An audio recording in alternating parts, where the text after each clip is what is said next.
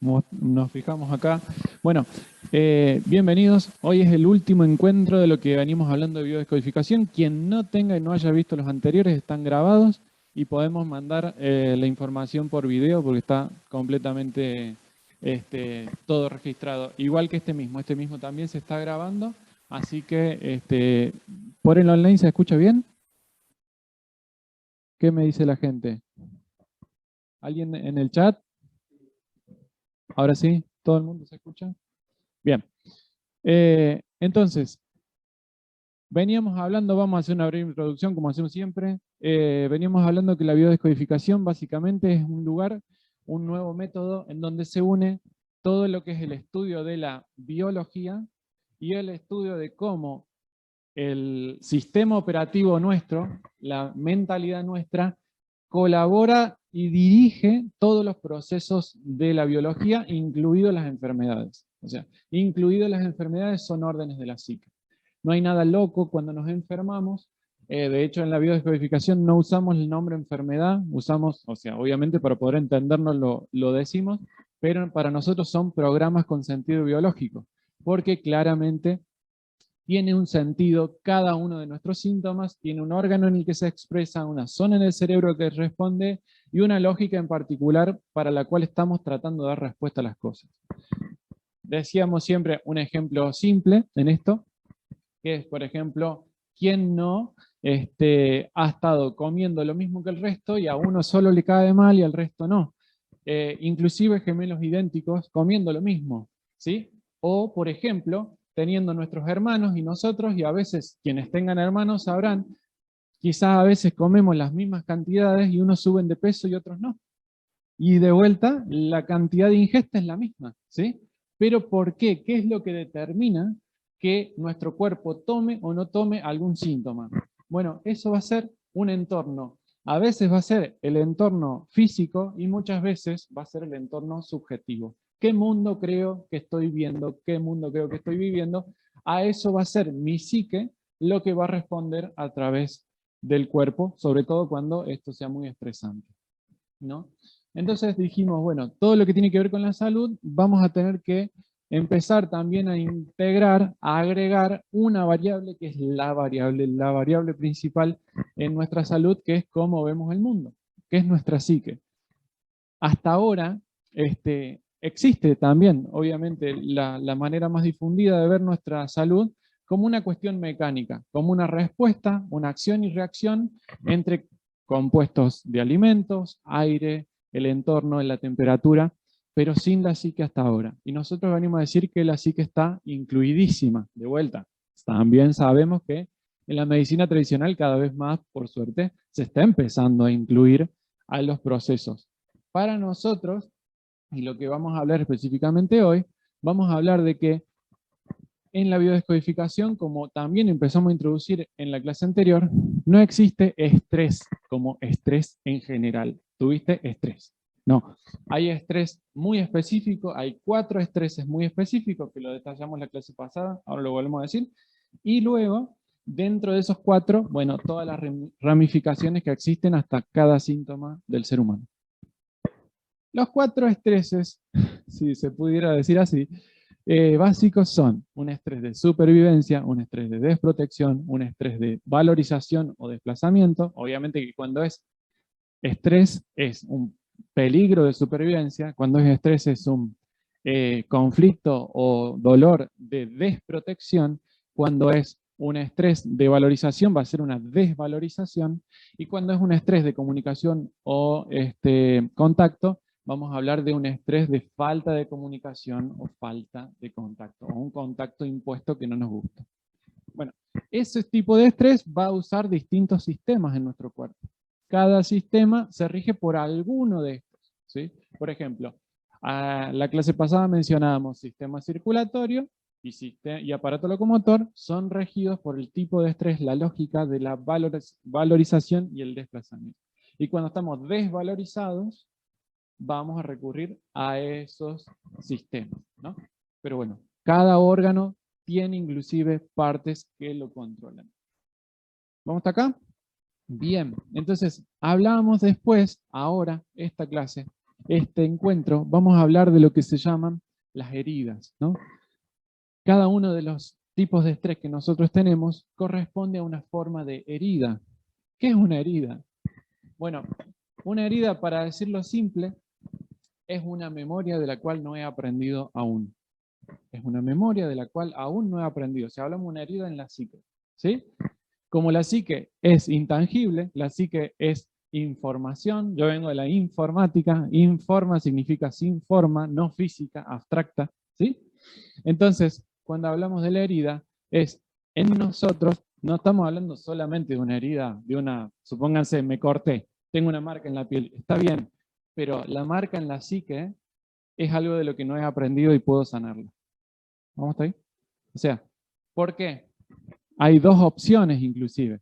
Podemos hablar de herida y dentro de eso decir, tal cosa me marcó, o poder empezar a decir, de tal cosa todavía estoy aprendiendo. Y es un cambio sustancial en cómo nos llevamos con nuestra memoria. De vuelta, ¿está pasando eso que nos marcó? ¿Está pasando ahora? No, no. Uno dirá, bueno, no, pero las consecuencias de lo que viví, ahora estoy...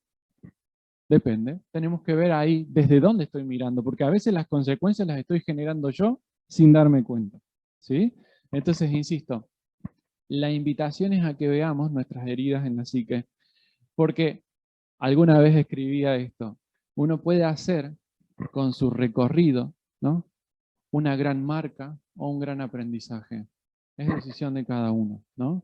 Obviamente nosotros en nuestro trabajo en consulta muchas veces vamos a estar frente a personas que estén hasta ese momento en algún aspecto de su vida todavía sosteniendo esa bandera de lo que me pasó, esa gran marca, y todavía no tomando ese gran aprendizaje, por lo cual también tendrán un síntoma más bien crónico, porque la herida se croniza, se empieza a hacer más crónica y evidentemente el síntoma también. Entonces, todo lo que es el trabajo con la herida, ¿vamos bien ahí o se cortaba? Bueno. Hola, hola. Bueno, entonces, en este caso tenemos que aprender de a poquito a permitirnos entonces transitar nuestras heridas, ¿sí? Sandra ahora les va a mencionar algunas de las más frecuentes, un par, en las que podemos empezar a ver a dónde nos toca, ¿sí? Si es que la tenemos, si es que no. Bueno, estas heridas, por ahí algunos habrán escuchado hablar, que es como en forma general o muy cotidiano, hablan de las heridas de la infancia, las heridas de la niñez. Vieron que está un poco como de moda también el trabajo con el niño interior. Y ese trabajo con el niño interior que todos portamos, aunque seamos adultos, aún somos niños, pero somos niños heridos o somos niños emocionales, ¿sí? Y esas heridas que portamos, que seguimos portando, porque aunque seamos terapeutas, aunque estemos en este trabajo, seguimos trabajando con nuestras propias heridas. Y yendo un poquito más allá, él dice las heridas de la psiquis. También se habla de las heridas, que son casi lo mismo y se refieren a lo mismo. Y estas heridas son la de rechazo, la de abandono, la de humillación, la de injusticia y la de traición. ¿Quién no pasó por alguna de estas heridas? ¿Quién no las vivió? La herida más, digamos, universal, la que ningún ser humano ha escapado de esa, de haber vivido, ¿no?, y no haberla podido trascender, es la del abandono y la del rechazo. ¿Se sienten identificados con esas palabras? Solas las palabras abandono y rechazo las veo y las siento en cada momento de mi vida. En una relación, cuando tengo una relación de pareja, o me siento abandonado o me siento rechazado, ¿sí? O también me siento traicionado, ¿está? ¿Por qué siento? Porque hay una herida muy profunda que todavía está ahí esperando ser vista. ¿Para qué? Para ser trascendida y sanada. Pero esa herida siempre nos va a llevar un viaje muy atrás, allá, en nuestra infancia. Y en nuestra infancia nos ocurrieron cosas muy importantes, porque es ahí, como yo digo, se cocina nuestro destino. Son las primeras marcas en la vida, ¿sí? ¿Y quiénes? ¿Con quiénes me relacioné en esa etapa de mi vida? ¿Quiénes fueron las personas más importantes en esa etapa de mi vida? ¿Quiénes? Papá y mamá. Y a ellos es a quien vamos a ir a buscar para poder reconciliarnos con ellos y poder sanar estas heridas. Tenemos que hacer ese tránsito, ese camino, conectar con ellos. La mayoría de los conflictos que nosotros observamos, que se manifiestan en su biología, en su comportamiento, en mi comportamiento, siempre el viaje está relacionado en ir a buscar a mamá, papá y reconciliarme con ellos. Y dejar de ser el niño que quedó suspendido pidiendo cosas que mamá y papá no me pudieron dar. ¿Sí? Y que yo luego voy y reclamo al mundo exterior, porto esta herida, voy por el mundo portando la herida, reclamando que me sanen, que me den lo que no me dieron. ¿Quién no te dio? ¿Quiénes no te dieron? Y ahí es cuando nos conectamos y tenemos que mirar a papá y a mamá para dejar andar por el mundo, reclamando a personas que no tienen por qué con esta herida nuestra, ¿no? Entonces, hoy somos adultos y asumir el rol de adulto significa ser responsable. Y ser responsable significa tener la habilidad de responder. Ese es el rol de adulto, ya no somos niños. Entonces, si yo me paro en este rol de adulto y hago cargo de esta historia que he transitado, he atravesado y todavía no he aceptado, entonces es hora, esto es lo que llamamos nosotros poner conciencia, enfocar, conectar con todo esto. Por eso a lo mejor este camino de ir hacia allá es transitar nuevamente el dolor, pero lo vamos a transitar en busca de la sanación, del alivio, de la paz, de la libertad, de esa que tanto hablamos durante todo este tiempo. Bueno, y vamos a hablar de una de las dos heridas más importantes, si quieres desarrollarlas, como para que nos vayamos. Bien, bien. Entonces, si hablamos de la herida, por ejemplo, la herida de abandono, ¿dónde la vemos? De vuelta, la herida no es que yo estoy trabajando desde la máquina del tiempo, es que la herida me queda como un anteojo para ver la realidad de hoy. Y a partir de ahí empiezo a creer que todo el mundo se va a ir, ¿no? Que inclusive las circunstancias se van a ir. ¿Me va bien? Uy, no sé, estas circunstancias se me pueden ir de las manos, ¿no? Y empiezo a verme abandonando o abandonado por algo, sea mi circunstancia laboral, sea mi circunstancia, mi relación con los clientes, también puede ser mi relación con mi pareja, mi relación con mis hijos, mi relación con mis padres. Siempre está como una vocecita que me dice, se van o me tengo que ir, ¿no? Entonces, en la herida de abandono, siempre estamos tratando, lo más distintivo suele ser buscar atención, ¿sí? En la herida de abandono lo que yo trato es decir, dame la atención que yo por mi herida no me sé dar, entonces te la pido a vos, ¿sí? Acompáñame en mi proyecto, acompáñame en esta remodelación que quiero hacer, acompáñame en esto, no me dejes solo en tal cosa. Claro, a veces algunos lo dicen, otros simplemente lo piensan, pero es una de las maneras que tenemos de transitar esta vieja herida. Entonces, siempre que hablamos de abandono, normalmente el miedo al abandono está en torno a los 7 años de vida, o sea, de 0 a 7. Sí, escucho, pregunta.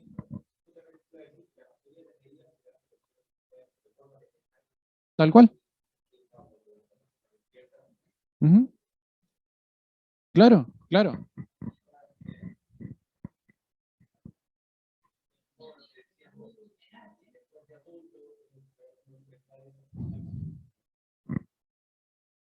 Sí. Claro, entonces de 0 a 7 nosotros estamos grabando nuestra primera fotocopia de cómo se maneja el mundo. Entonces al tenerlo ahí, esa primera fotocopia, nosotros después, no es la última, es la primera, pero muchas personas vivirán la misma siempre, ¿no? Entonces, la cuestión es, en esta cuestión de la herida de abandono, A veces por algo, nosotros después de esos 7 no queremos. No estoy hablando que es exacto los 7, digo de 0 a 7, ¿no? Entonces, en ese caso, en esta herida de abandono, que el miedo más grande es a que me dejen solo. ¿Sí? ¿Por qué? Porque es la edad más dependiente que tenemos. En esa edad no sabemos trabajar, en esa edad no tenemos un techo asegurado por nuestros propios medios. En esa edad es la edad más dependiente que hay y es lógica que, por ejemplo, como herida de abandono, lo que hay en los niños es un apego lógico, un apego que trata de salvarles la vida, de sostener su estilo, su forma de vida, su supervivencia por esta edad que quizás los toma más vulnerables porque recién están insertándose en un mundo de humanos, ¿no? Pero cuando eso sucede y mientras vamos pasando por eso, vivimos cosas traumáticas, no solamente en mi proceso de 0 a 7, sino grandes traumas familiares, algún familiar que fallece, alguien que se desvincula, algo que nos pasa que nadie se entera, cosas que realmente, o cosas que pasan en nuestro ámbito educativo. Bueno, hemos visto de estas cosas, vemos todos los días, ¿no? Muchas variantes, pero la cuestión es en ese momento que hay una parte de nuestra atención que se queda en esa parte apegada y trata de usar eso, como le decíamos, como un anteojo, para entender y ver de qué me tengo que cuidar. ¿Sí? Porque la herida después no se transforma en, nadie dice tengo una herida, dice guarda con esto, guarda con lo otro, entonces no me pasa a mí. Yo creo que no tengo ninguna herida, pero vivo viendo mi fantasma en todos lados, ¿no? Eso se llama proyección, ¿no? Entonces cuando estamos viendo ese fantasma en todos lados, evidentemente estamos dejándonos solos. O sea, el abandono en realidad es la ausencia de uno mismo. En algún momento uno no quiso ser quien era en ese momento porque está viviendo algo traumático. Pero desde ese momento se dejó solo.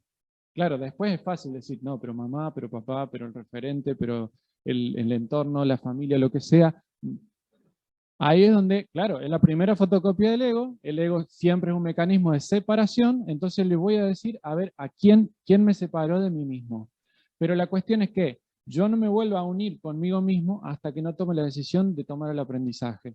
Aprendizaje que, claro, no es fácil de tomar cuando tenemos villanos, ¿no? Cuando tengo un villano, no, es que el problema fue el villano. Si yo tuviera la máquina del tiempo, sería mejor simplemente sacando a esta persona o esta circunstancia de mi historia, ¿sí? Qué fácil. Bueno, no es tan fácil y al final no pasa nunca, ¿no? Entonces, la cuestión es siempre ir sanando de a poco. Recuerdo y digo de lo mismo. Sanar, no estoy hablando de agarrar la máquina del tiempo, sino estoy hablando de agarrar mi atención e ir a acompañarme, más allá de quién detecte que haya sido mi agresor o mi circunstancia o mi fantasma, sino tengo que ir a acompañar, en mi caso, a un niño chico a que sepa que yo en alguna edad futura lo voy a reencontrar. O sea, mi trabajo terapéutico es ese. No es sanar, no es ir a agarrar y cambiar los hechos. No, no tiene sentido, no se puede, no funciona. Eso ya pasó, de hecho ya está sanado porque no está pasando más. La cuestión es que tengo que a veces ir, porque es una parte fija de mi memoria, y justamente también es uno de los síntomas. Cuando hay un trauma, es que esa memoria no cambia, es una memoria fija, una fijación de la cual mi juicio no cambia y siempre lo opino de la misma manera. Cuando eso se sana, puedo opinarlo de muchas formas. Y ya no estoy rehén de una forma que se me está cayendo siempre y que tengo que sostenerla. Entonces eso me saca energía, me saca atención. Entonces, por ejemplo, siempre decimos en esto, a veces nos queda más evidente cuando somos padres. ¿Por qué? Porque cuando tengo una herida de abandono, así como probablemente nuestros padres también, cuando tengo una herida de abandono empiezo a tener miedo de dejar solo a mis hijos. Porque claro, veo mi herida sobre ellos, ¿no? Empiezo a tener miedo de que alguien los abandone, empiezo a tener miedo de que ellos no puedan por su propia cuenta y sin darme cuenta voy a terminar infringiendo lo mismo que creo que estoy evitando. Porque yo le estoy diciendo, por defecto te quedas solo, por defecto desconfía de la vida. Y el por defecto es lo que más enseñamos. O sea, una de las cosas de un profe mío que siempre decía era, la mayor influencia en la vida de los niños es la vida no vivida de los padres, ¿sí? Entonces, ahí es donde tenemos esta posibilidad constante, permanente de decir, che, ¿me dejo solo? A veces dejarse solo es una frase, pero que uno está constantemente contándosela. Por ejemplo, dejarse solo a veces es creer que yo de esto no tengo nada que aprender, ¿no? Me dejo solo porque acá son todos malos y yo soy la única persona buena en esto y creo que todos ellos tienen que cambiar y yo no. Eso es dejarme solo. ¿Sí? ¿Por qué? Y porque, claro, estás poniéndote en un lugar sin darte cuenta de orgullo, de soberbia inconsciente, egoica, de un mecanismo de separación, en donde creo que yo no tengo nada que aprender. Y de vuelta, si volvemos a tener un estatus, una posibilidad de vivirnos que sea pareja para todos, por ejemplo, que seamos todos alumnos de la vida, de la experiencia, sería diferente. Entonces, una cosa en esto es, por ejemplo, a mí me gusta diferenciar, me gusta jugar con las palabras y empezar a decir, no es lo mismo la experiencia que la trayectoria, ¿no? La trayectoria es por dónde anduviste, qué te pasó, la experiencia es qué hiciste con eso, ¿sí? Y hay muchas personas con mucha trayectoria, ¿sí? Pero con muy poca experiencia, ¿sí? Y ojo, no confundamos una cosa con otra, a veces mucha trayectoria, en cualquier sentido, ¿no? En cosas que me gustaron, cosas que no me gustaron y demás, no implica que tenga mucha experiencia, ¿sí? Entonces, y también se los digo por haber trabajado con hogares de ancianos, haciendo esto mismo. Y muchos, bueno, ancianos sabios y otros ancianos viejos. Y no es lo mismo. Y no es lo mismo porque unos necesitarán muchísimos más fármacos para tapar aprendizaje que todavía no tuvieron, y otros necesitarán menos, y no solamente necesitarán menos, sino que todavía sabrán sonreír. Esa es una de las grandes diferencias entre la sabiduría. Acuérdense que sabio viene de sabor. Entonces el sabio sabe saborear la vida, ¿no? Podemos empezar a jugar con eso. Y la otra herida, una de las básicas, hablamos de la humillación, ¿no? Esta herida de humillación, que cuando se junta con una cuestión física podemos llamarle maltrato o destrato, ¿no? Pero la herida de humillación nos pasa algo. Cada vez que nosotros tenemos una herida de humillación, creemos que en todos lados donde estamos tenemos que demostrar que somos más capaces de lo que nosotros mismos nos contamos que cree el resto. Repito, nos contamos que tenemos que ser más capaces de lo que nosotros mismos opinamos que ellos opinan de nosotros.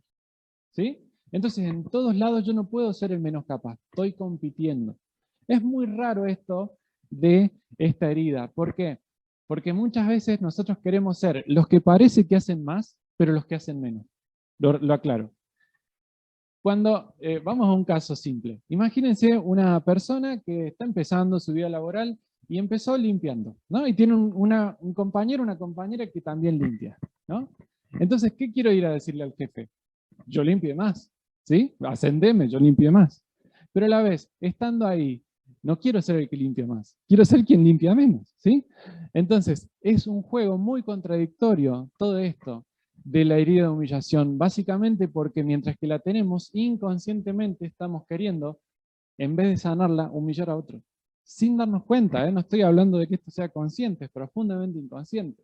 Pero en esa herida también después vamos a empezar a ver, como vemos muchas veces con Sandra, problemas articulares, problemas musculares, problemas de sistema circulatorio, problemas sobre todo en la humillación es una sensación de que a mí no me inscribieron, que el que me tenía que inscribir en la vida, en la sociedad, no lo hizo, o no lo hizo como a mí me gustaría, o entendí que la sociedad entendió otra cosa que no era lo que yo quería que crean de mí, ¿no? Entonces toda la herida de humillación es una sensación de que falta algo en mí que me deje sentirme aceptado, primero por mí mismo y después por el resto. ¿Vamos hasta ahí? Más o menos. Herida de humillación, herida de abandono. Entonces, siempre que vamos a trabajar con una herida, tenemos que ver cuándo empezó. Y hay gente que me dirá, che, Jorge, Sandra, no quiero volver atrás, ya pasó, ¿sí? Pero el problema es que no es que vamos a volver atrás, el problema es que a veces no estamos acá porque todavía seguimos allá, ¿no? Entonces, siempre el trabajo en esto es aprender. Un ejercicio que a mí me encanta hacer con este tema de la herida de humillación es, imagínense 30 segundos solamente, como lo dije al principio en la primera charla, de ser incapaces. Sean incapaces 30 segundos. No digo que sea para siempre, no digo que estén todo el día incapaces. Digo 30 segundos de ser incapaz con permiso, riéndose de ello. Ahora no puedo, no hay drama. 30 segundos. Después retomo mis superpoderes y todo lo que creo que tengo. ¿Sí? Pero ¿qué se siente? ¿Qué se siente tener margen de error? ¿Qué se siente? ¿Qué se sentirá?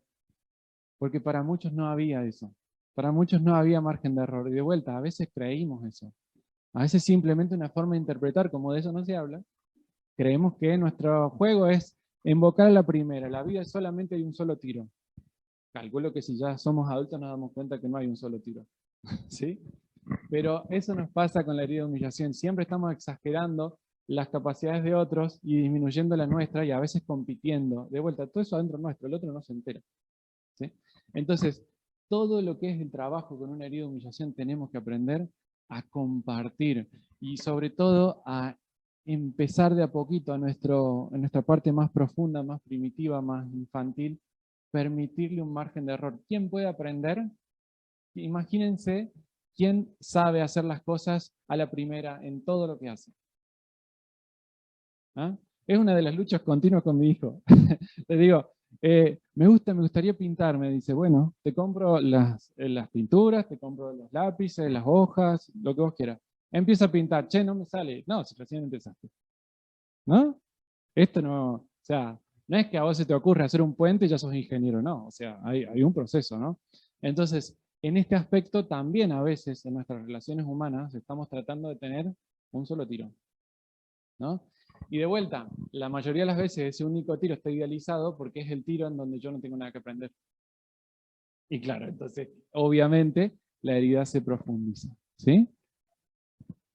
Así es, y la herida, bueno, yo quería acotar un poco más con respecto a la del abandono, ¿no? Que preguntarles a ustedes en qué aspectos de su vida se abandonan.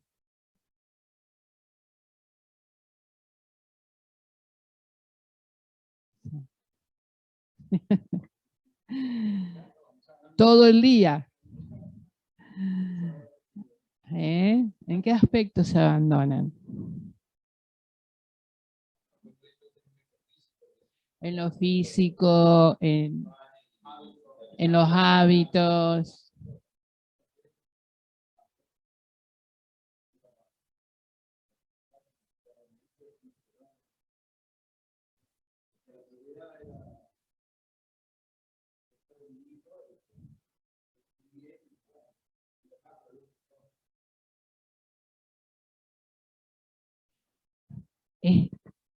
Eso es muy general, ¿no? Priorizamos a un otro y es muy propio también de las mujeres, ¿no? No nos dejamos para después, primero la familia, la pareja, los hijos, el trabajo, y yo para después. ¿No les pasa eso? Esta herida del abandono es muy frecuente verla y es muy bueno observarse ustedes. Y yo siempre invito a enfocar o poner conciencia en estas acciones diarias de mi vida. Y cuando yo me pesque, que estoy en estado de abandono, rescatarme de ese estado, ¿sí? Volver a mí, conectar conmigo y volver a esto también de ser prioridad en todo en la vida. Ser prioridad para todo. Sí.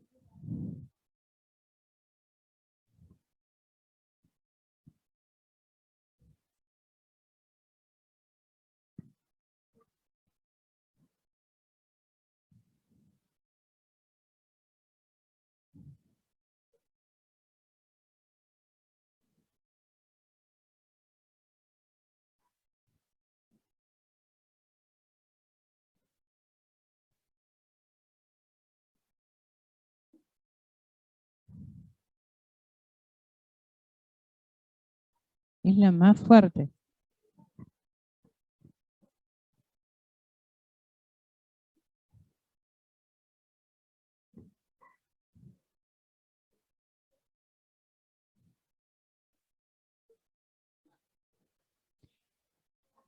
Y aprender sobre todo que uno, que ya no están solos, ¿sí? Que ya estoy yo, que ya me acompaño, que ya no estoy abandonado. Esa es la invitación.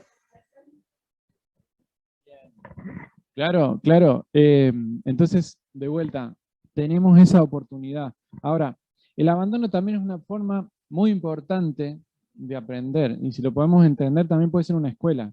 ¿Por qué? Porque frente a la figura del abandono, por ejemplo, Carl Gustav Jung nos contaba en un proceso de aprendizaje que al principio uno de los primeros pasos es como el inocente o el ingenuo, y el segundo paso es el huérfano. Y esa orfandad a veces es necesaria, o sea, es necesario a veces decir, che, no hay nadie más, me toca a mí. ¿Ah? Y ese también es el paso de 0 a 7.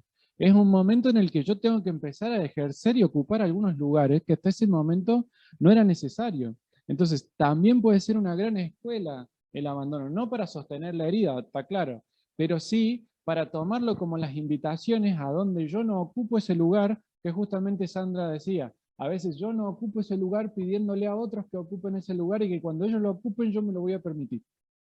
¿Sí? Cuando ellos estén bien, yo voy a estar bien. ¿Sí? Es un...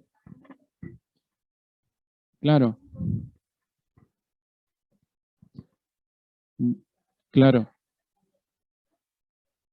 No hay a quién. Entonces, pasa eso, esa sensación continua de decir, uy, es que estoy mal por tal persona, ¿no? Y ese, de vuelta, una de las grandes cuestiones en cualquier terapia profunda es decir, nadie es huérfano de sí mismo, es imposible ser huérfano de sí mismo, pero la gran parte de la población, en base a esta herida de abandono, vive la vida huérfana de sí misma. Otra de las características del abandono, estamos en permanente estado de huida. ¿Huyo de quién? De mí. Huyo del dolor, tal vez, que eso sentí aquella vez. ¿Sí?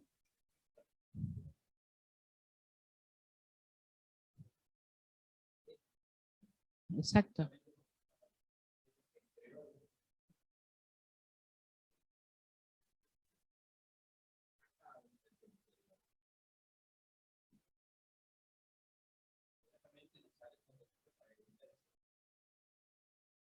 Exacto. Huyo de mí y la invitación es a habitarme, a habitarme.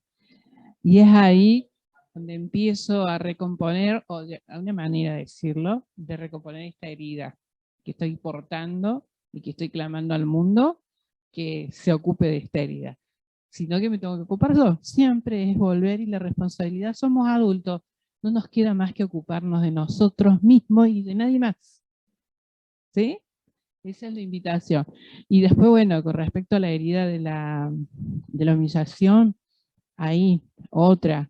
¿Cuántas veces nos hemos sentido humillados o hemos humillado a alguien?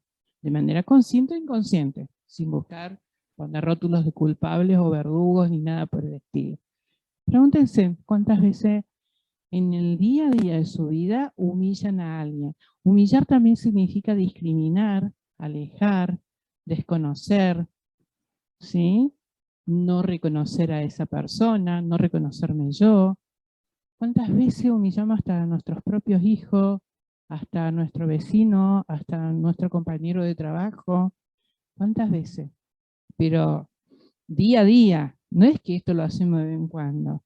Eso es otra invitación, observarme. Y cuando yo me pesque haciendo eso, traer a la conciencia y decir, bueno, esto lo puedo transformar. Ahora que lo veo, lo puedo transformar. Y eso lo veo todo el tiempo, yo digo, todo el tiempo mi inconsciente, mi mente no consciente, me está informando cosas de mí que todavía falta ver, falta revisar, falta aprender, más que nada, ¿no? Y todo el tiempo esta es la invitación a observarse en todos mis actos, en mis relaciones, y esa es la información que está ahí a la vista para que yo la vea. Y está bueno que exista a la vista y existan los espejos, como también hablamos, que son las personas, las situaciones. Todo eso me está informando cosas de mí. Y siempre la invitación es verme, reconocerme, cuidarme, acogerme, darme todo lo que no puede darme un otro, donde yo siempre estoy buscando un otro. Bueno, será eso, la invitación es empezar a ver cada una de estas La mayoría las tienen todas, la mayoría. Nadie zafó. Porque como hemos vivido en nuestra niñez, hemos sido muy vulnerables, ¿sí? A nivel psíquico, emocional, espiritual. Entonces hemos estado muy sujetos a los adultos. Y los adultos nos proveyeron de lo que podían, de lo que sabían, desde lo que ellos eran en su momento. Bueno, me tocó vivir esa historia. Hoy, como adulto, me toca poder transformar o reescribir esa historia o resignificar esa historia de mi infancia. Y no hay nadie, les puedo asegurar, desde mi experiencia, no hay nadie que no haya transitado casi por todas esas heridas de las cuales vamos a ir desarrollando. Ahora la otra que es muy importante, la de rechazo. Bien. Una cosita, ahora en la de rechazo lo vamos a ver también, pero fíjense, si yo busco reconocimiento y no lo tengo, ya puedo interpretar que estoy bajo una humillación. Y en realidad estoy preso de mi expectativa de reconocimiento, ¿sí? A mí me gusta también jugar con esta palabra y una cosa es conocerse y otra cosa es reconocerse, ¿no? El reconocimiento, decímelo vos. El conocimiento es sé quién soy yo para mí, a solas conmigo, ¿no? O sea, la cuestión es en eso. Si yo sé realmente cómo me llevo y tengo claro cómo me llevo conmigo, y más allá de una cuestión emocional solamente, saber realmente el conocimiento de lo que hablaban los grandes sabios, quién soy, ¿no? Entonces, cuando eso no está, empiezo a mendigarlo. Y ahí es donde viene la humillación. Pero de vuelta, la humillación solamente tiene lugar si tengo una expectativa de reconocimiento. Y de vuelta, no es que no me importa, está bien, hay ciertas cosas que en una relación sana puede haber ese ida y vuelta, ese reconocer. La mayoría de nosotros crecimos y generaciones anteriores era aún más marcado, diciendo, bueno, yo le hago un bien marcándole los errores, así aprende. Pero claro, después de un rato, cuando es solo errores y ningún acierto, en realidad se empieza a generar una competencia entre padres e hijos, en donde el hijo siempre interpreta, bueno, tengo que exagerar mucho para que alguna vez me digan algo bueno, ¿no? Entonces, a partir de ahí, se empieza a hacer una autodiscriminación, pues ya como un acto reflejo, ¿sí? Una autodiscriminación en donde digo, bueno, si voy a querer encajar en la sociedad, mejor me digo que está mal. Y en base a eso voy respondiendo. Bueno, eso es un mecanismo muy viejo, pero que realmente no nos va a permitir salir de esta herida de humillación. Ahora, en esta próxima herida, que hablamos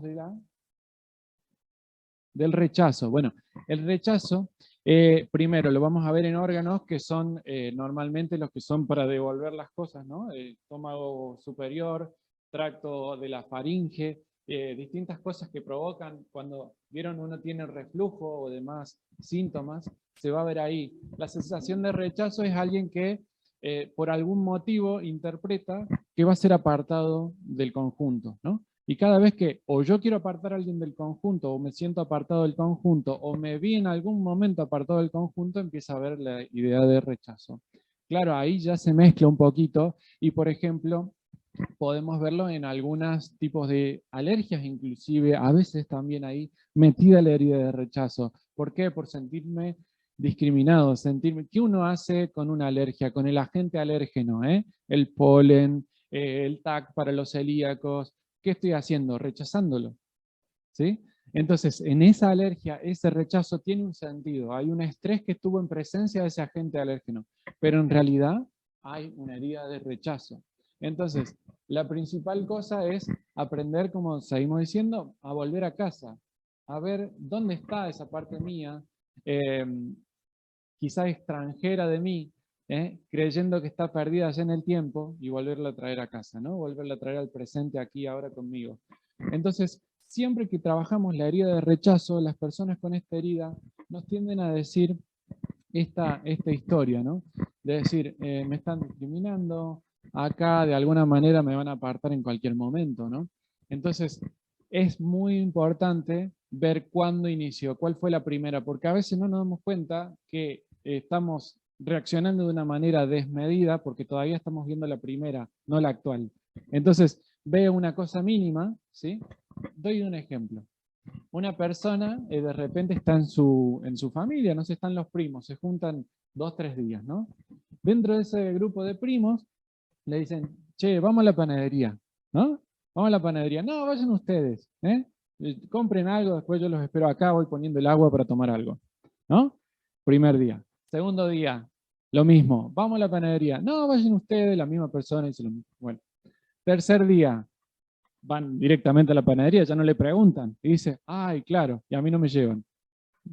Y vos decís, ¿qué pasó? Claro, ¿cómo se llama la obra? ¿Qué pasó? Bueno, generamos nuestro propio rechazo, ponemos nuestra psique en una posición que nos dé la razón de que el otro nos rechaza, pero en realidad estamos generando toda la película. Estamos generando todas las expectativas suficientes para que la tormenta perfecta aparezca y de repente tengo razón. Claro, la única razón suele ser la que me habilita a sufrir. ¿Sí? Porque el amor no necesita razón, el amor tiene más que ver con la verdad, pero las razones siempre dividen. Imagínense, desde que yo estudiaba matemáticas, cada vez que decía razón había que dividir, ¿no?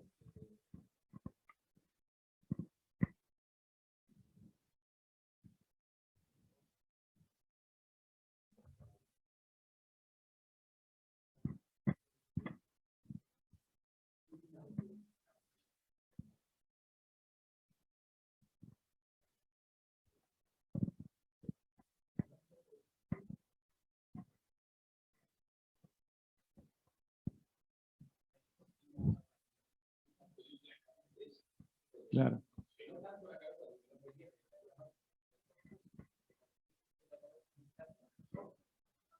Bueno, claro, es así. Entonces, cada persona que tiene la herida de rechazo va a generar rechazo sin darse cuenta, ¿sí? A veces no es tan explícito. O sea, es una autoexclusión. A veces, inclusive, esa autoexclusión pasa por este lado y nos empiezan a decir, generan gestos sin darse cuenta, generan gestos inconscientes, en donde después sufren ese rechazo, pero a través del gesto, microgesto, nosotros decimos inconsciente, ha generado esa acción en el otro, ¿no? Esa cara a veces, siempre que el rechazo es como un asco, ¿no? Entonces siempre esa cara de fruncir el ceño, de levantar la nariz, inconsciente, la persona ni se pescó que lo hizo, y claro, después viene esa persona la que le hizo ese gesto y de repente dice, che, ¿por qué me rechazas? No sé por qué, ¿no? Claro. Bueno, ahí está. Entonces, siempre tenemos que verlo. Las edades en las que más nos duele el rechazo es de 7, 6 a 14. Ahí es donde no. Y a veces antes. Uno de los casos más generales son cuando la madre se entera embarazada. ¿Cuál es la primera reacción de esa mamá? O de ese papá. Uno de los dos rechaza a ese niño que viene camino. Y ese rechazo, ese bebé lo siente. Ahí está la primera marquita y el más fuerte, ¿Cuántas madres al enterarse que están embarazadas dicen, esto no estaba en mis planes, esto no lo quiero, pero yo estoy mal con mi pareja. Y si no, papá, te hubieses cuidado, pero en este momento, y ese está aquí, lo percibe todo, y ahí llegó la primer flecha del rechazo. Así se lo grafico, muy, muy simple, porque esa es la más fuerte. El niño, el bebé percibe todo cuando está en el vientre de mamá, en la etapa de gestación, lo percibe todo.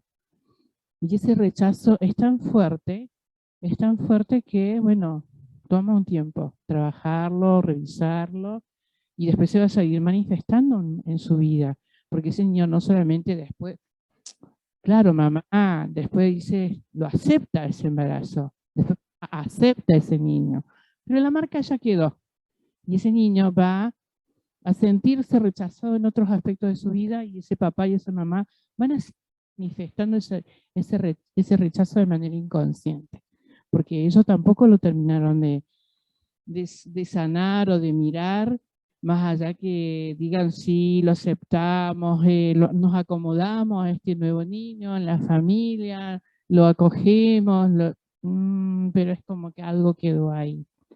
Entonces esta herida es tan fuerte que después, bueno, puede que también después no pase nada en esa etapa de la gestación y sí, pueda que viva este niño desde 0 años, desde su nacimiento, el rechazo, cuando lo ven, o mamá o papá o alguien de la familia, también lo perciben. Percibimos todo y somos como decíamos esto de que nos imprimen todo en nuestra mente, todo lo que ocurre, ahí queda, es increíble cómo queda grabado y hasta que lo veamos deja de quedar grabado, ¿no? Hasta que lo miramos, lo observamos, lo trabajamos. Así que bueno. Bien. Entonces, en la herida de rechazo, la principal cuestión cuando la vemos de grande es el qué dirán. Básicamente, cada vez que hablamos del qué dirán hay una herida de rechazo ahí, casi siempre, ¿no? Porque es una forma de autorrechazo. ¿Qué dirán? Yo no sé qué dicen. Y si quieren decir, capaz que el vecino también tiene la herida de rechazo. Entonces, lo que actúa, cómo me he visto, cómo me van a mirar, dónde salgo, a qué hora vengo, a qué hora salgo, mira la vecina salió, mira la hora que sale a barrer justo cuando yo, bueno, toda la historia, bueno, tiene que ver con el qué dirán, tiene que ver con esa aceptación, lo que Sandra refería recién, lo podemos a veces escuchar como ser hijo no deseado, ¿sí? No es tan raro, ¿eh? En entrevistas que hemos tenido, obviamente no es algo que se dice, una mamá no le dice normalmente, fuiste un hijo no deseado, no te dicen eso, pero obviamente que a veces suele ser más frecuente en familias grandes, en los últimos hijos, que se marque más, porque claro, no es lo mismo tener el primero que tener el quinto, ¿no? Y ahí también es otra, bueno, claro, y si estamos hablando de familias más cercanas a la época de las guerras, claro, ahí se tenían, no sé si seguramente alguno tendrá abuelos que eran 8 hermanos, 10 hermanos, 12 hermanos, ¿no? Entonces, también ahí empieza la figura del rechazo. Pero de vuelta, lo principal que donde vamos a ver la herida de rechazo va a ser en el qué dirán. A veces, obviamente que el qué dirán es algo que yo grabo, que yo me cuento y que yo me creo. Todo es interno. No existe el qué dirán. Y una de las formas más típicas de esconderse en nuestros consultantes en todo el mundo y nosotros mismos es decir, la gente, ¿no? Todo lo que mi inconsciente no asume de sí mismo, nosotros lo traducimos en esa frase. La gente guarda con la gente de este pueblo. Les puedo decir eso, viví en 7 pueblos distintos, les puedo decir que siempre pasa lo mismo. Es guarda con la gente de este pueblo, la gente es así, la gente es asado, lo llevamos al país, lo llevamos a la cultura hispana, lo podemos llevar a cualquier lado, la gente. Eso es una herida de rechazo cuando lo vivimos de manera tortuosa, ¿sí? Entonces, siempre tenemos que ver eso. Y también esa otra correspondencia, justamente con esa misma herida en la gestación, es en esos años en donde queremos encajar con nuestros amigos, ¿no? En esa preadolescencia y adolescencia en donde estamos aprendiendo a hacer un clan por nuestros propios medios. Son los primeros ensayos, falta mucho todavía, pero en esos primeros ensayos nos duele a veces el que nos acepten o que no nos acepten o que se nos discrimine o que se nos rechace. Y ahí es donde también grabamos. Así que fíjense, quienes ya hayan pasado por la preadolescencia, de los que están aquí en la charla, cómo estamos con eso y cómo fue también esa etapa. Además de la gestación, además de una primera etapa en la vida familiar, cómo fue su inserción, porque en el rechazo en realidad lo que uno está buscando es cuál es tu lugar en la sociedad. Todavía no estamos armando una sociedad, lo estamos armando por lugares. Y en este caso estoy buscando el mío, mi lugar, ¿no? Cuando creo que mi lugar está en juego, empiezo a vivir esta herida. Por eso es tanto esta cuestión. Ahora, en el qué dirán, ¿puede realmente una persona no preocuparse jamás por el qué dirán? Lo puede decir, pero en realidad para trabajar en una sociedad necesitamos un mínimo de crédito, un mínimo de confianza. Supónganse, si yo soy odontólogo y necesito que como odontólogo tenga buena reputación, estamos de acuerdo, ¿no? Y anteriormente, en culturas y en historias de la humanidad, quizás hace 100 años, hace 200 años, una mala reputación te podía valer la muerte. Y hoy en día, si ustedes se fijan, la gente con herida de rechazo hoy se los llama haters, que son los que agreden a otras personas rechazándolas de una manera desmedida porque ellos mismos son rechazados y están buscando al más aceptado con la envidia típica del caso para tratar de sacarle un poco de aceptación y llevarlo a su lugar, ¿no? Entonces, siempre está ahí, podemos ver en qué medida cada una de estas nos representa o no nos representa, ¿sí? Pero la cuestión es, más que negarla, porque cualquiera, o sea, yo hace 10 años, hace 15 años, me hubieran dicho esta charla y yo decía, qué bárbaro la gente, a mí no me pasa nada. una, una sinceridad terrible, ¿no? Bueno, en este caso no, es aprender a verlo, quizás solas, quizás cuando termine esta charla, agarrar un papelito, agarrar un rato de silencio, sin ruido, sin celular, sin pantalla, y empezar a ver realmente dónde me toca esta del abandono, esta del rechazo, esta de la humillación. ¿Por qué? Porque de vuelta, a veces estamos viendo nuestras propias cosas. Llámese proyecto, llámese familia, llámese relación de la que sea, o relación con uno mismo, relación con la vida. A veces el rechazo es algo me dejó afuera. Es como que la familia, o más bien la vida me dejó afuera de algo, ¿no? Por ejemplo, en mi caso, fui papá a los 21 años, ¿sí? Ya casi 22. Y en algún punto, en alguna época sentía como eso, como decir, che, esta circunstancia, yo teniendo este hijo deseado, programado para ser papá desde el día cero, pero claro, veía que tenía obligaciones diferentes a las de mis amigos de la edad en la que yo estaba viviendo eso. Y también tuve síntomas diferentes a las edades de mis amigos de esa época. Entonces, tenemos que aprender a verlo de vuelta. Esto no tiene nada que ver con lo que nos pasa afuera, tiene que ver con cómo nos contamos adentro, cómo va eso, ¿sí? Pero de vuelta, ninguna herida es fija permanente, salvo que crea que tengo razón. Si creo que tengo razón, va a ser fija y permanente, ¿sí? Porque la lógica que tengo es la que me lleva a sostenerlo. Y si quiero cambiar, necesito cambiar la lógica que tengo, entonces tengo que aprender a soltar la razón, sobre todo la razón particular, personal y partidaria. O sea, la razón en la que yo tengo razón y otro no. Esa razón es la que muchas veces nos ancla en esta herida y que más que herida empieza a ser una bandera. A mí no me digas eso porque a mí me pasó tal cosa, así que yo no tengo esa obligación.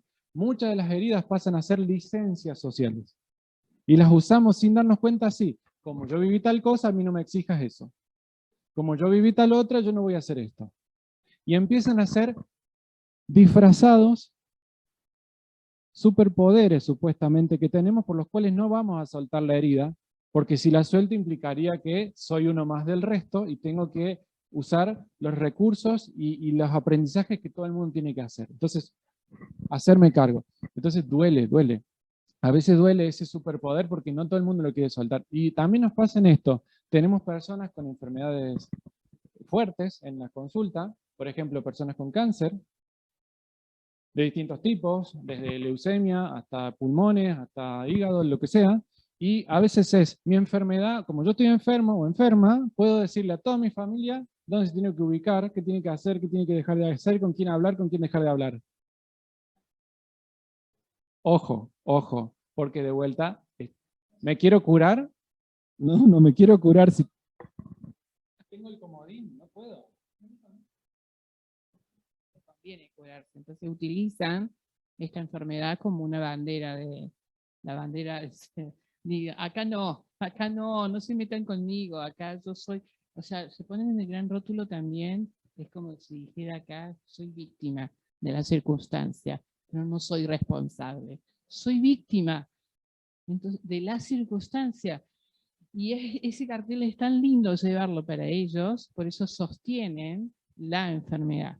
Y por eso van a encontrarse, van a escuchar el por qué algunas personas no se sanan, no, o se terminan muriendo de X cosa, porque no hicieron el aprendizaje, porque no hicieron el recorrido, porque no salieron del título o del rol de víctimas. Se quedaron ahí, porque nunca se hicieron cargo, nunca se hicieron responsables. Entonces, yo siempre voy a hacer estas preguntas. ¿En qué cosas en su vida no se están haciendo cargo? ¿En qué cosas en su vida no son responsables? Hoy como adultos, ¿qué son? ¿En qué aspectos de su vida? Vayan y revisen por ahí. Porque si no lo revisan, nuestro inconsciente es tan hermoso y tan fantástico que nos va a informar como sea para que nos demos cuenta. Entonces tratemos de poner la mirada ahora para que no nos sorprenda un síntoma, un programa biológico, como decimos nosotros, no una enfermedad, no nos sorprenda un accidente, no nos sorprenda una circunstancia en la vida en la que yo me siento incapaz de afrontar. ¿Y por qué estoy incapaz? Porque no me he habilitado a mí mismo esa responsabilidad. Hacerme cargo de mi vida. Eso es el llamado permanente. Entonces, y si me sorprende tener una puerta. Si me sorprende tener una puerta. O sea, de vuelta, no, o un plan B, sí. De vuelta, no estamos diciendo que con esto nadie se enferma más. Estamos diciendo que ya que tenemos una enfermedad podemos aprender de ella. ¿Sí? O sea, ya que está ahí, veamos cuál es el mensaje, ¿no? Y en ese caso también, otra de las formas que estamos entrando a veces en este circuito de manipulación por las heridas, es creer que yo tengo, o cada uno en nuestra familia tiene, el poder de hacerle sentir cosas a otro. Vos me enojas, no hagas eso. Si haces eso me pongo triste. Si no haces eso me enojo. ¿Sí? Entonces, a partir de cada uno creer que puede hacerle sentir cosas al otro, empieza a haber una red de manipulación de la cual ninguno crece.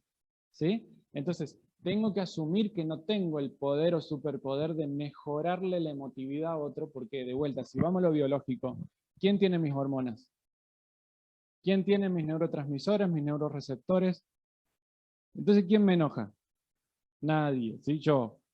Entonces, yo estoy usando a otro para estar enojado. Eso es otra cosa. Que yo te uso para enojarme no es que me enojaste. Entonces, a partir de ahí sí somos libres. O sea, imagínense una familia en la que cada uno sabe que no puede hacerle sentir nada al otro.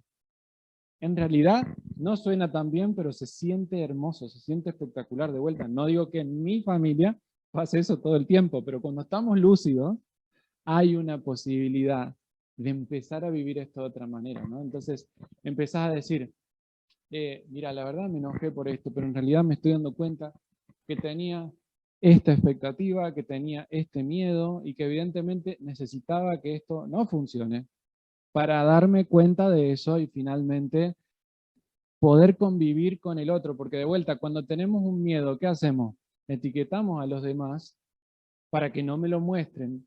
Y cuando finalmente los etiqueto y ellos no quieren tomar la etiqueta, no quieren portar esa etiqueta que yo les di, empiezo a sentirme desilusionado, abandonado y todo eso, pero en realidad solamente ellos están facilitando, como espejos tan cercanos que son la familia, están facilitando mi aprendizaje, ¿sí? Así como yo el de ellos, ¿no? O sea, esto es un trabajo en conjunto. Entonces, realmente si queremos empezar a entender cuáles son los mensajes del cuerpo y cómo sanar la mente, tenemos que aprender a ver dónde está esa herida. Y de vuelta, la herida es un faltante solamente. O sea, la herida, ¿alguien me puede definir en el online y acá? ¿Qué es una ausencia? ¿Alguien me puede definir una ausencia? ¿Qué es una ausencia? ¿Qué es un faltante? ¿Y qué es la falta de algo? ¿Alguien tiene una foto de la falta de algo?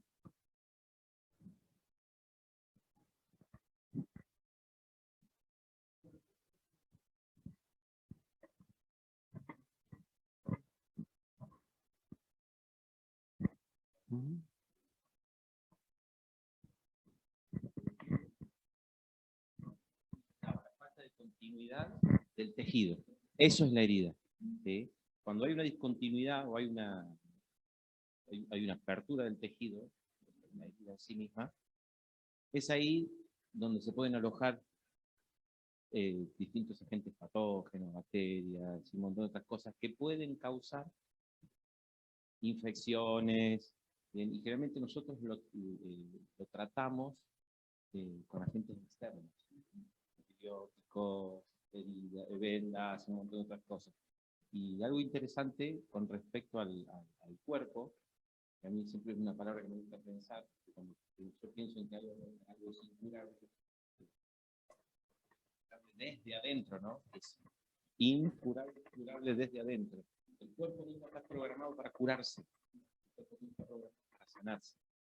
Pudiendo identificar estas heridas, estas continuadas que tenemos nosotros en nuestra psique, en nuestra alma, en nuestro espíritu, podemos ir hasta esas heridas continuas y una vez estando ahí vamos a saber qué hacer.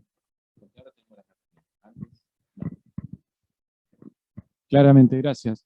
Entonces, siempre que hablamos de herida y definiendo esto de la ausencia de algo es nada. Y la ausencia y la nada misma no puede ser que nos someta, porque es nada. ¿Sí?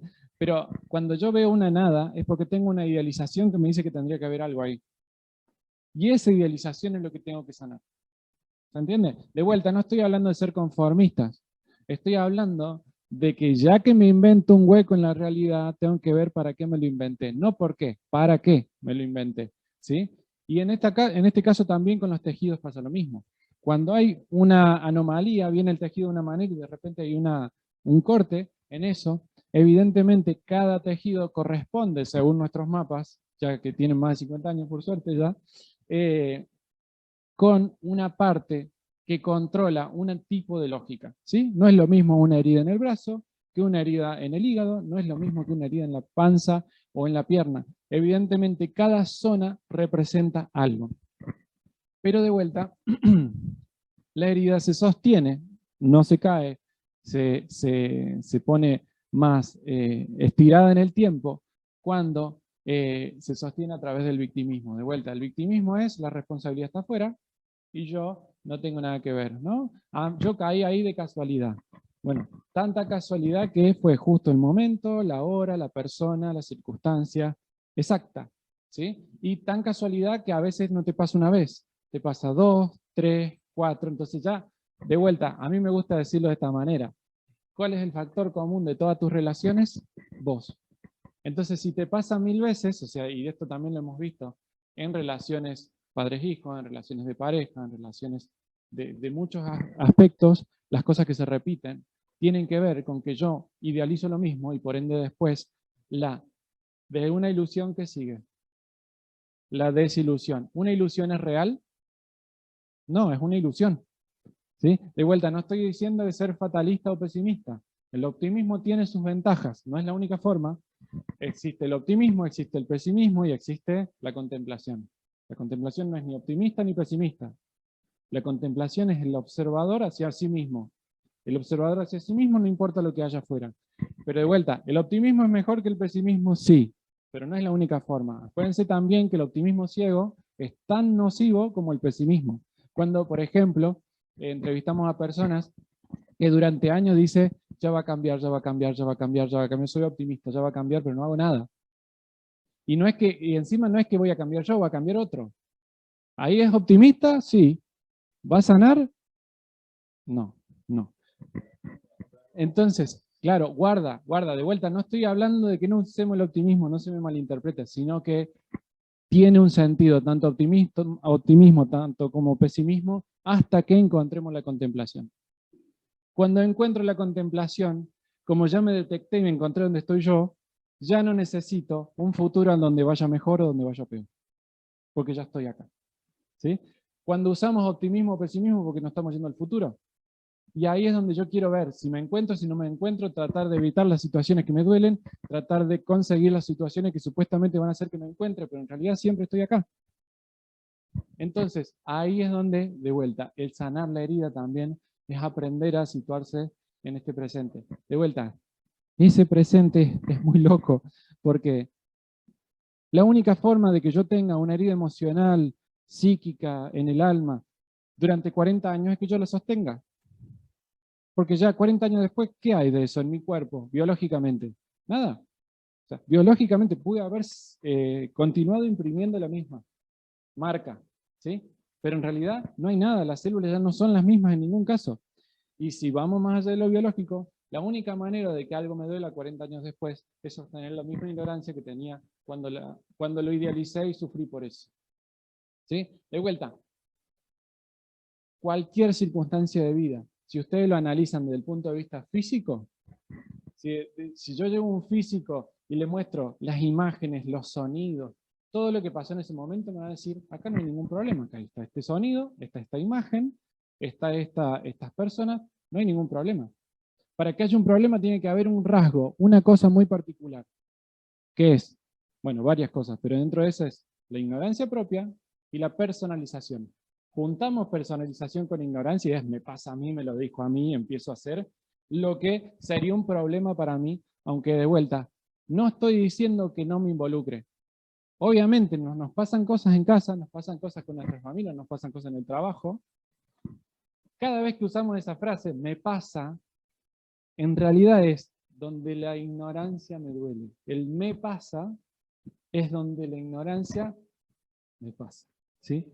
Donde hay algo. Entonces, no es que te pasan cosas, es que tu vida te está tratando de sacar de una zona en donde tenías razón, pero para tener razón tenías que estar solo en tu isla. Porque para tener una lógica que abarque más personas necesitamos ampliar la psique, ampliar el alma, ampliar la posibilidad de sentir. Si no, con mi forma estructurada de sentir, a veces tenemos un límite. Una cosa dentro de las aportes que queremos dar en esta charla es, nosotros tenemos, por la forma que entendimos que se maneja el mundo en esos primeros 7 años de vida, unas determinadas emociones, ¿no? O sea, decimos, bueno, la vida tiene este rango de emociones. ¿Cuáles? Los que más o menos estaban permitidos en mis primeros años de vida, ¿no? ¿Cómo era el volumen de habla en casa? Vieron que hay casas que hablan más fuerte que otras. ¿Cuáles son las emociones que se podían decir fácil? Hay casas que se puede decir más fácil estoy enojado, hay casas que se puede decir más fácil estoy triste, hay casas que se puede decir, y hay otras que no se pueden decir. Hay otras casas en donde decir estoy triste está mal, vos sos débil, no lo digas nunca, ¿no? Hay otras casas en donde estar enojado está mal, y es terrible, y sos mala persona si tenés un enojo, o una ira, ¿sí? Y claro, esa persona después empieza a acumular ira, porque no sabe expresarse, ¿sí? De vuelta, no estoy hablando de someterme a una acción y reacción, por ejemplo, en la ira, pero si yo sé ver mi ira, podría aprender a ser firme conmigo y con lo otro, o con el otro, pero no necesariamente voy a actuar mi ira. Ahora, cuando actúo mi ira es porque simplemente todavía no aprendí a entrar en el aula de la ira, ¿sí? ¿Por qué? Porque probablemente mis padres o mis antecesores, o yo interpreté que tengo que hacer el mismo juego que hicieron los anteriores. ¿Cuál? Bueno, hay emociones permitidas y otras que no. Y voy a armar una familia después con el mismo mapa.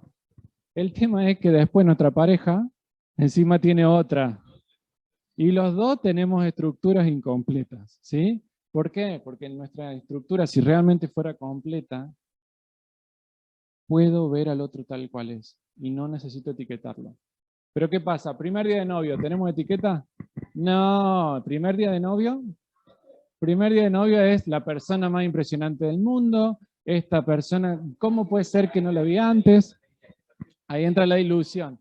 Bueno, pero 6 meses después, 1 año después, 2 años después, juntas familiares con la familia política, ¿qué empieza a pasar? No, ojo, vamos a ver con eso la realidad, pero la cuestión empieza a pasar que hay cosas que tengo que aprender. Esta persona no vino para dejarme con el mismo estado mental con el que estaba, vino para... Vino, nadie te hace, volvemos al nadie te hace. Bien. Se empieza a armar el debate acá. Entonces, la invitación es en esto, que podamos salir de esa idealización. Y de vuelta, lo que pasa normalmente en las relaciones es que estas heridas nos generan parches, nos generan etiquetas sobre las personas.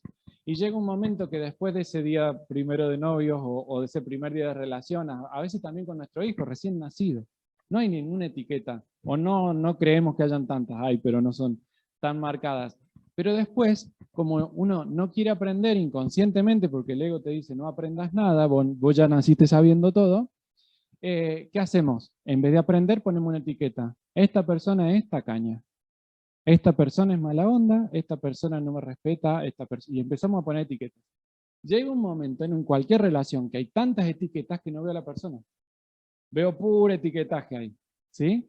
Y claro, ¿tengo relación? No tengo relación, solamente veo etiquetas y trato de distraerme todo el tiempo posible hasta que alguna de esas etiquetas tenga alguna forma de ser real. O sea, esa persona es tacaña. ¿Cuándo cambia si yo lo juzgué? Nunca, o muy pocas veces, ¿sí?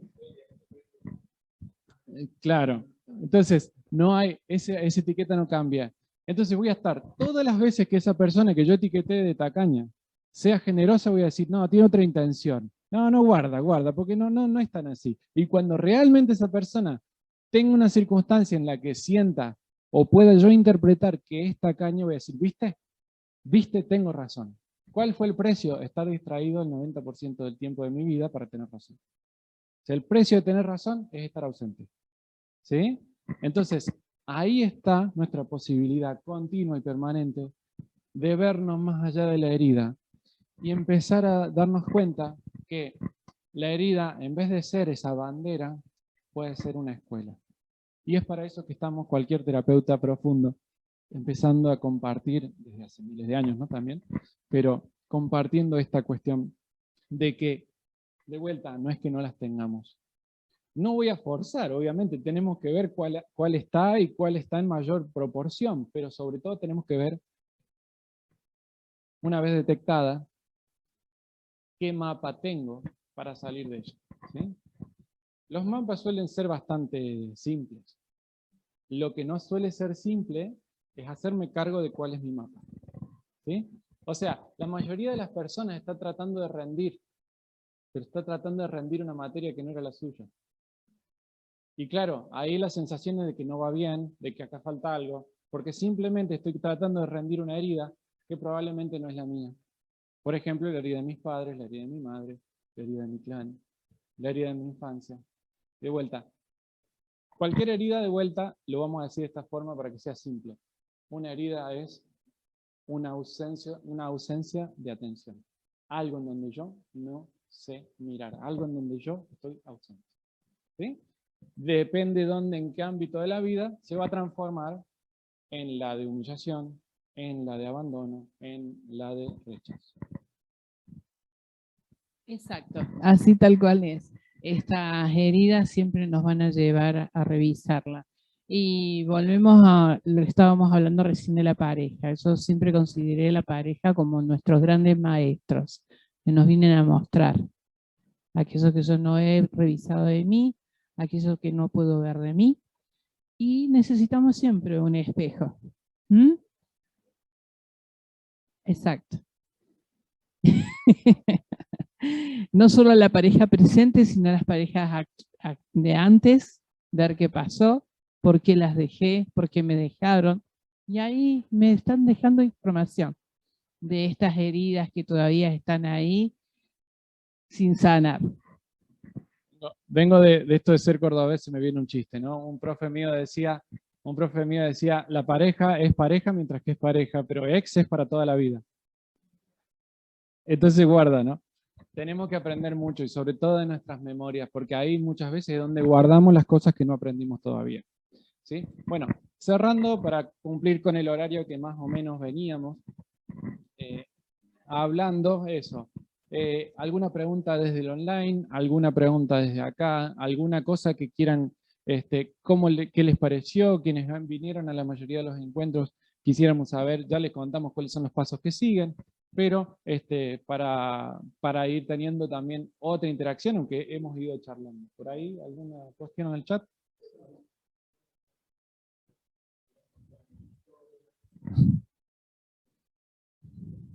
Bien. Nos hacemos cargo de a poco. Bueno, entonces, por acá, dudas, preguntas, consultas. Pensando ahí, yo los veo ahí.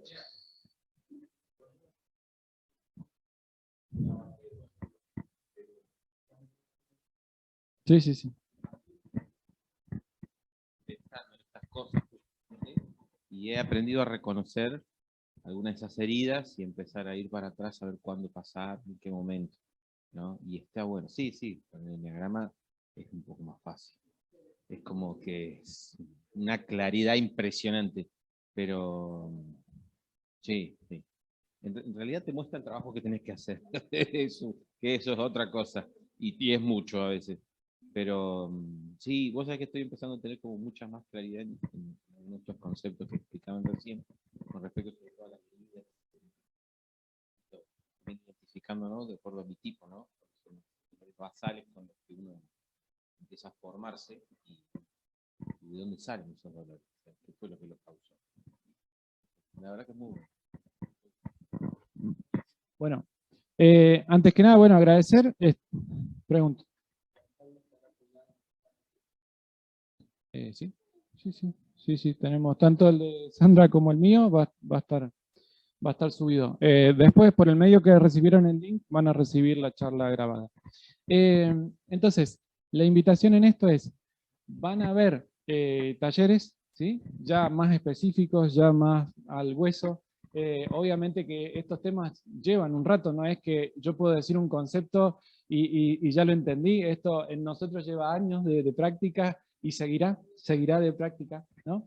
Y de vuelta nos consideramos alumnos primero, pero bueno, la invitación es a que sigan conectados con nosotros, si quieren, a quien le haya interesado, para que pueda ver cuáles son los próximos pasos, los talleres que vamos a estar compartiendo de distintos aspectos, de distintas maneras, para que puedan poder utilizar esta tecnología de última, que es la biodescodificación, para poder comprender, en primer lugar, cómo es, qué mensaje me estoy dando a través del cuerpo, y en segundo lugar, a qué estoy respondiendo, ¿no? Entonces, a partir de eso vamos a estar colgando, bueno, todas las fechas y las temáticas y las guías y los temarios para que puedan elegir. Luego, siempre agradecer por esto, por lo menos de mi parte, ahora lo dice Sandra, pero la invitación y la posibilidad de siempre tener gente como ustedes nos permite seguir desarrollando estos temas. Yo esto no lo contaba así hace 5, 6, 7, 10 años, ¿no? Esto era algo que al principio era una intención, que estaba yo del otro lado, que estaba con ganas de entenderme, con ganas de comprender cosas que no me entraban en la cabeza, así me lo decía yo, y después no me entraron en la cabeza, empezaron a entrar en el corazón y fue diferente. Fue una posibilidad de conectarme desde un lugar diferente. Y también quiero dejarles una propuesta, si quieren. A veces un profe mío de España me decía, vos podés, Jorge, vos podés amar a todo el mundo. Y le digo, bueno, sí, está bien. ¿Querés que te diga en serio? No. Bueno, entonces eso que vos estás usando no es amor. ¿Sí? Segundo, ¿podrías dejar a todo el mundo ser tal cual es? Bueno, cuesta, pero es menos difícil. Ahora, claro, si yo dejo a todo el mundo ser tal cual es, todo lo que me pasa es mío. Si yo te dejo ser a vos tal cual soy y seguís haciendo lo mismo y yo siento lo mismo, ahora es mío. Bueno, de eso se trata el juego. ¿Sí? De eso se trata el juego. Así que bueno, muchísimas gracias por la atención, por el espacio. Sandra. Bien, yo solamente quiero preguntarles qué se llevan de estos 3 encuentros o de este mismo día, de esta misma tarde. Si quieren compartir, ¿qué se llevan? Claridad, sorpresa, confusión, miedo, alegría.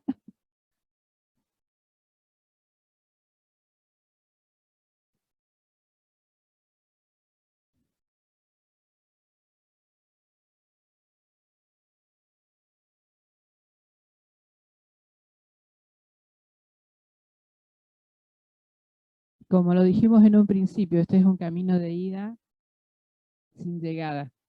No, no hay donde llegar. Es ir nada más. ¿Sí?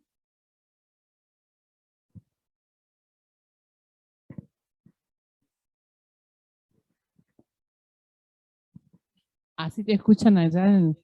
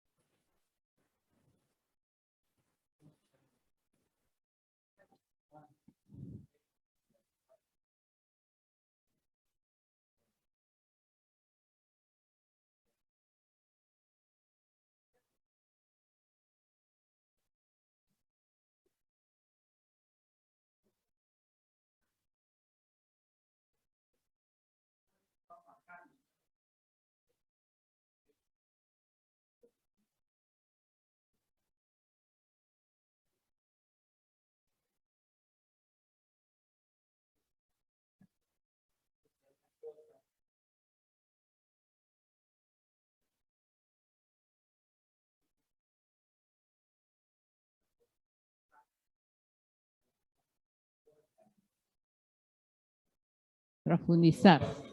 Es profundizar.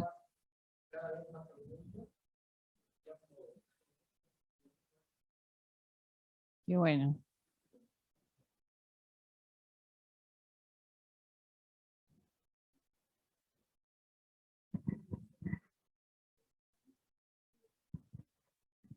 Claro, claro.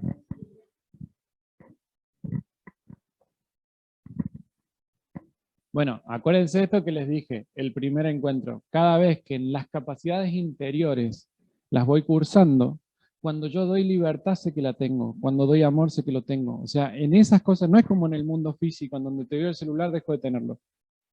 Pero en el mundo interno, cada vez que lo doy, sé que lo tengo y al tenerlo lo reconozco o lo conozco.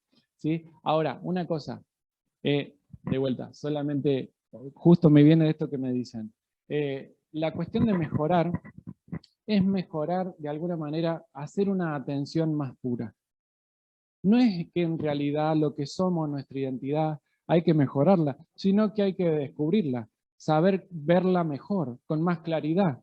¿Sí? Mejorarme puede ser a mi personaje, puede ser a mi cuerpo, puede ser algo en el mundo, pero en realidad adentro no hay una versión mejor de mí, porque cuando haya una mejor, tiene que haber otra peor para compararla, y mientras que yo busque el mejor, me voy a sentir el peor, y siempre voy a estar buscando. De vuelta, no está mal buscar hasta que termine encontrando la contemplación suficiente como para reconocer que lo que soy es constante, amoroso, libre, y no hay nada que pueda cambiar eso. ¿Sí? Así que bueno, muchísimas gracias a la gente del online.